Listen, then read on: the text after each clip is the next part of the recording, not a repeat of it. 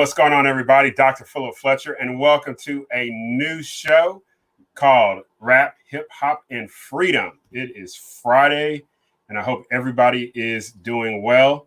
Hey, this is a new show that I am hosting, getting a little bit more specific and seeking to apply the beauty of freedom and liberty, and as it relates to rap and hip hop. That's what this show is designed for about the next 30 minutes. You know, it's kind of different than my Sunday show, the Humanity Matters Weekly, but it's our opportunity to really dive deep into, hey, a very formative musical genre in my own life, namely rap and hip hop. My first tape that I ever purchased was LL Cool J, I'm Bad, you know, and all those great sounds that was on a tape deck, right? Had to get a tape cassette, put it in, and was just rocking, you know, carry around the boom box as it was called. But nonetheless, that was the music that was formative in my early years, especially growing up in the 80s and into the 90s as a teenager. So as always, if you are new to listening to me and to my content, connect with me, philipfletcher.org. That's philipfletcher.org. Hey, if you're over on YouTube, hey, most of us go over to YouTube at some point. Hey, just put in the search bar Humanity Matters. You'll see me. You'll see the cool logo with the face as you see up in the top screen. And subscribe. I would appreciate it very much.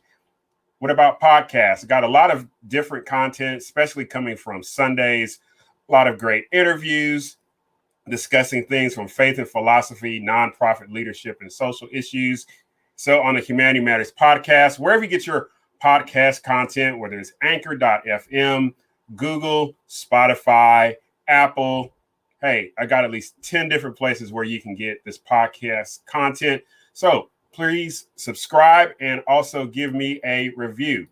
Always looking for sponsors. Want to give a shout out today to Zateo Coffee, rocking the flat bill, right? And go downtown Conway, get some great coffee from them. See John and Trina Mitchell. But hey, if you want to be a sponsor for the show, just hit me up. You can also sponsor the podcast as well. There's a sponsor link on the podcast page at anchor.fm. So I'd appreciate it very much. And then as always, if you ever got a question and you want to participate in the mailbag, and the mailbag happens on my Sunday night show, which is an hour long. And so if you want to get involved with that, that's Humanity Matters Podcast at gmail.com.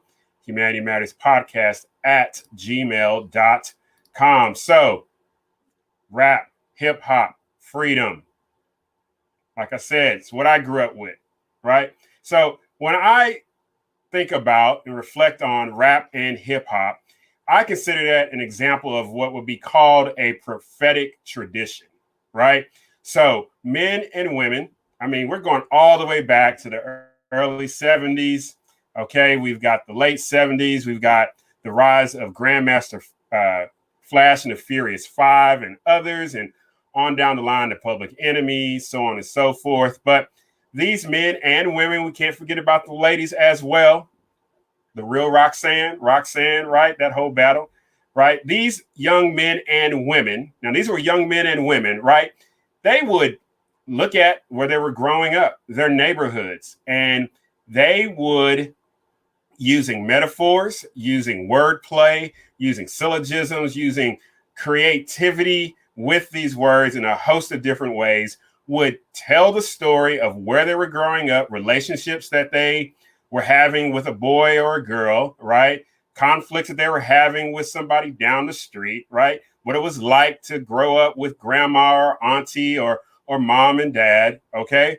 And so, you know, you think about Will Smith's Parents Just Don't Understand, Will Smith and DJ Jazzy Jeff, right? But nonetheless, throughout the decades, okay, and through a variety of transformations, rap and hip hop was used as a prophetic tradition to tell the story of what was going on in a particular context, namely here in America.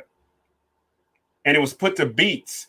It was put to rhythms and machines and DJs and dancing, and a whole culture was created in these, what would be called these inner cities, the New York boroughs.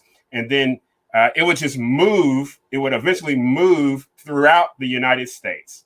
Okay. And then from there, it would take on a life of its own. And so they looked at their social situation. They would offer a critique through the use of words, metaphors, and illustrations, right? And so rap and hip hop, it transformed over the decades, all right? The influence is shifted geographically. So it moved from the East to the West. You got the Dirty South, you got the Midwest rap. Now it's pretty much worldwide. That's amazing, right?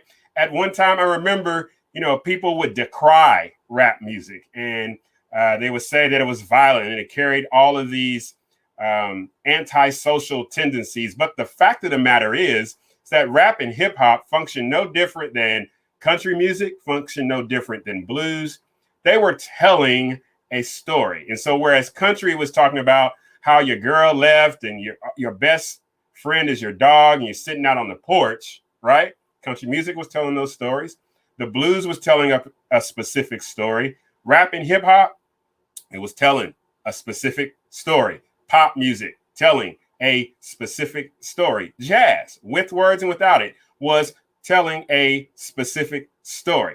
And so it really got me to thinking, well, what's the relationship between rap and hip hop and freedom? Now, I'll be quite honest with you. I tend real towards the libertarian. I got it with a seatbelt on, okay? But nonetheless, it got me to thinking, what elements of libertarian thought, classical liberalism, what elements are those in rap and hip hop? Now, those who are writing the lyrics may not put it in those categories, but I believe themes can be found. And the second reason I believe that is because the work that I do in my nonprofit and being in the streets and being in these type of communities and neighborhoods and talking with young men and women and about the things they talk about and the skills and the creativity that they use and that I've seen with my own eyes, there are a lot of themes and elements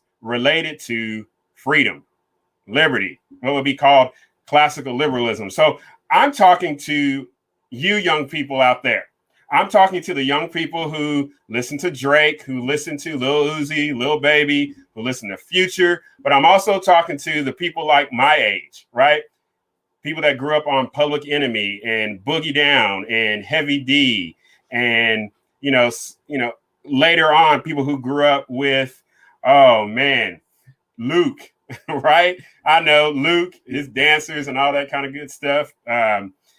Things that came, the negative things that came with them as well. But nonetheless, all of us grew up with these different artists. And I think when we go through their lyrics and look at the context and what they were speaking and addressing, I would believe we can find some brothers and sisters who are hardcore capitalists, right? Who really believed in the free market, the exchange of ideas, the freedom of thought, the freedom of expression, the ability to exchange goods how they saw fit, even how to deal with conflict, critique about government, critique about law enforcement. And so regardless of the generation that you grew up in, I believe rap and hip hop has something to contribute. And if you're not familiar with libertarian thought, classical liberalism, anything like that, I would hope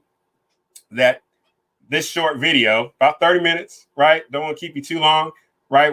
Will cause you to be like, let me go check out what he's referencing, right? So I hope that I am helpful. As always, again, you can subscribe to YouTube where all these shows will be listed. So these will go up on Fridays, right? And then if you want to check out my long format show, that'll be Sundays at 7 p.m. That's called the Humanity Matters Weekly. So talking to my young brothers and sisters, I'm talking to my brothers and sisters who are about my age. I'm 48 years old. All right. So I want you to understand and know that the thoughts about freedom, all right, free exchange of ideas, the free exchange of goods and services, it's nothing new, right? The artists that you listen to now or grew up listening to, okay, these artists, they talked about and expressed similar themes similar to someone who would be called Friedrich Hayek, all right, or Bastiat, or Thomas Sowell, he's someone who's still living, or a Walter Williams. You're going to be hearing these names again and again and again as I talk about these in the next few weeks. And so, hey, Google them, look them up, all right, and be like, hey, I agree with that. I heard Future talk about that. I heard Jay-Z talk about that. I've heard Nas talk about something like that. Oh my gosh, NWA, they was talking about the same thing that Lil Baby was talking about today, right? So we have to remember one of the important things, the importance of the freedom of thought and expression. That's one of the beautiful things about rap and hip hop, all right? The freedom of thought and the freedom of expression. And the freedom of thought and expression partly is generated by what young people are seeing happen in their daily lives. And so these artists that we are going to be investigating, okay, we are going to celebrate their ability, especially in this country that we live in, their freedom of thought and their freedom of expression, and then how they communicate those thoughts, all right? And how it evolves over time. And how do we know that it evolves over time? Well, because the market says this, hey, at one time we liked this expression of rap and hip hop, but then somebody came along and their lyrical game just changed it.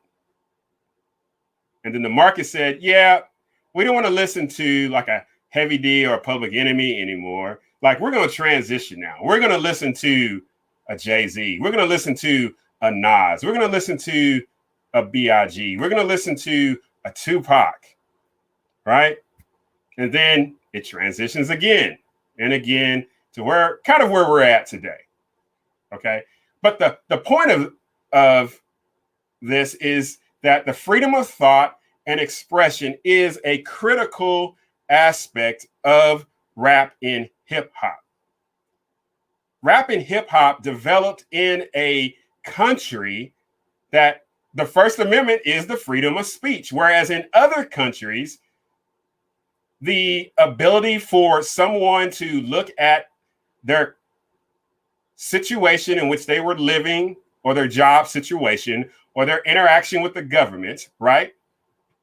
In many places, that's squelched. Things that NWA in regards to the police, things that Public Enemy in regards to the government and Uncle Sam, things that were mentioned by Tupac, right? Those things would not have gone over in some other countries. But in America, we see, because of its what would be called its liberal commitment to the freedom of speech, right? An environment was created where these young men and women could express themselves in a lyrical fashion, right? With beats, and people will be rolling down the street. I'm rolling into my 6'4". Dun dun dun. That's that West Coast rap for you, but we'll get into that. So remember this, is that with this freedom of thought and expression, these young men and women, past, present, and the ones that are coming in the future, all right, they're seeking to tell a story. They're telling a story. There's some that are laying down tracks on a computer in a bathroom or some makeshift closet. All right. They get that track settled, then they want to put it online, and they want to get it out there for free, or charge somebody 99 cents to look for it. Like back in the day, And it's still some places today, people would make CDs and they would sell them in gas stations or some small corner town market, or they would just sell them out their trunk, right? They was trying to get their story out into the marketplace. Think about that. Young men and women were seeking to get their story out into the marketplace because what they were seeing was through rap and hip hop, this was one of the ways that I could improve my life. I'm looking at someone who has made it big, right? And hearing their story. And now they were on Yo MTV Raps. I'm dating myself. All right. They were on BET when BET used to play music videos. Okay. They were on MTV. They began being recognized and getting awards on award shows and said, hey, that's a way for me to make it out. It wouldn't just be sports, and it didn't just have to be school or the military, but music could be a way. So it's telling a story. All right. It is not just a free expression of these thoughts, but then also it was, I'm going to get into the marketplace somehow to get my words, my music, to improve my economic situation. And again, in an environment such as the United States of America, that is profoundly possible. And I believe it still is. So we're going to go through artists' backgrounds, right? How did they come to who they were? What's their real names? All right. Some of their most influential tracks. And then we'll dig into a portion of one track. Now, let me be clear, right? I'm looking for themes. I am not saying that like an Ice Cube is a libertarian or he's a conservative or he's a classical liberal. I'm not saying PE, Chuck D is. I'm looking for themes, all right, that we can also then relate back to some writers you may not be familiar with, such as a Thomas Sowell or a Walter Williams or a Bastiat, all right, or a Mises or a Hayek, all right. So this is what others have said, all right, about freedom of thought, freedom of expression, right? And let's keep in mind rap and hip hop. So this guy Mises said this, and I quote, "It was in the climate created by this capitalistic system of individualism that all the modern intellectual achievements thrived. Never before had mankind lived under conditions like those of the second part of the 19th century." All right. So that's the late 1800s. All right. When in civilized countries, the most momentous problems of philosophy, religion, and science could be freely discussed without any fear of reprisals on the part of the powers that be. It was an age of productive and salutary dissent. Close quote. So what is Mises talking about there? So he's reflecting on the latter half of the 1800s, right? And if we can apply his quote to today, right, regarding with the advent of rap and hip hop, the ability of rap and hip hop to thrive was due to a capitalistic system of individualism. All right. Not socialism, right? Not communism, but capitalistic system of individualism. Like, hey, Jay-Z, Nas, B.I.G., Tupac, all of these people that we celebrate, Drake, like Kanye, right? His music is taking him to the point where now he's got $1 billion valuation with Gap, I believe. That's amazing. What about the problems he talks about? So at that time, well, there's always problems about philosophy and religion. I got that.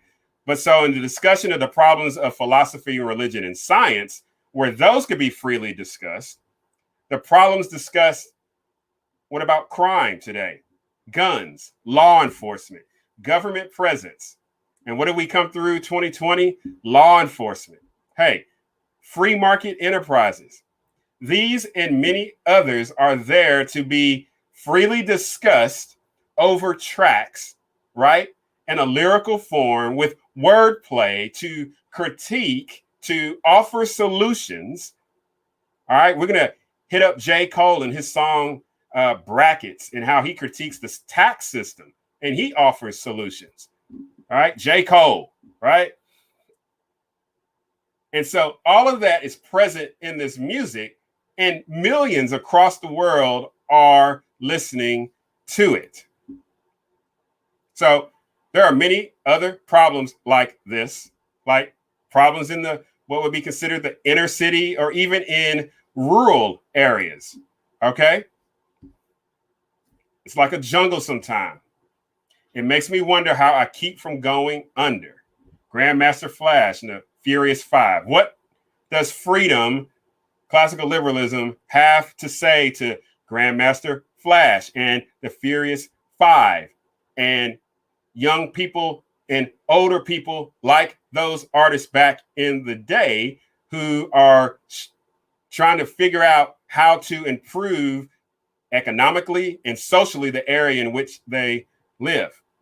In 2020, right? Lil Baby came out with this song, A Bigger Picture, looking at all the protests that were happening across the country, right? The deaths of George Floyd and Breonna Taylor and others, Tony Timpa, right? And he said, I see blue lights, I get scared and start running. That shit be crazy. They pose to protect us. They pose, meaning they supposed to protect us. So what is freedom, classical liberalism, libertarianism? What does it have to say to Lil Baby and young people like him, young people that, you know, were protesting in the streets and are seeking to address their grievances to the government? Individuals who live in fear of their government and fear of law enforcement. So that's where this show is headed. I hope that it will be helpful. If you know somebody that would be helped by this, hey, tell them to check this out. You know, some of the people we're going to be talking about is Ice Cube and from his song Endangered Species. Okay, we're going to be looking at J. Cole and his song Brackets. We're going to look at Public Enemy and one of their critical songs, Fight the Power. So again, thank you for joining me. Again, see me on YouTube. Hey, subscribe, and I would greatly appreciate that very much. All right. Check out the website, okay? .org, philipfletcher.org. Humanity Matters Podcast. Check that out as well. Subscribe. Give me a review. I would appreciate it very much. If you want to be in the mailbag, Humanity Matters Podcast at gmail.com. Humanity Matters Podcast at gmail.com. And as always, this is one of the things I say is remember to be loved, to be kind, and to be generous. And hey, young man, young woman, if you remember to live in hope, we can do the impossible. Hey, y'all take care. God bless.